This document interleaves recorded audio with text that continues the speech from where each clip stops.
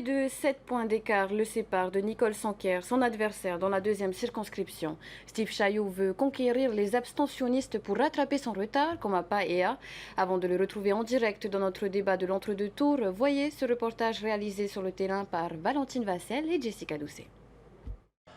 Près de 2000 voix séparent le candidat Tavini de la candidate Amouy Tatou. Mais rien n'est encore joué.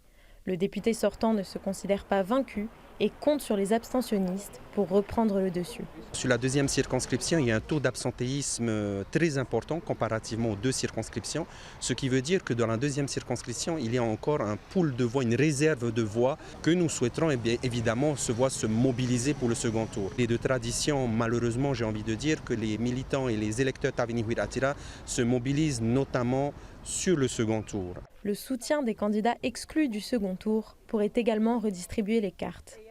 Bien qu'optimistes, les membres du Tavini ont conscience qu'ils doivent mener une campagne stratégique et cibler leurs efforts. On cible tous les quartiers par principe, mais bien évidemment que nous observons les bureaux de vote, les résultats des bureaux de vote et effectivement nous devons avoir une stratégie où nous devons cibler notamment les bureaux de vote où les gens se sont moins mobilisés pour le premier tour pour aller justement leur demander de se mobiliser pour le second tour. Vainqueur dans 4 communes sur 9, Steve Chailloux a notamment été devancé par Nicole Sanquer d'une centaine de voix dans le fief indépendantiste de Paea. C'est là aussi qu'il devra se montrer convaincant.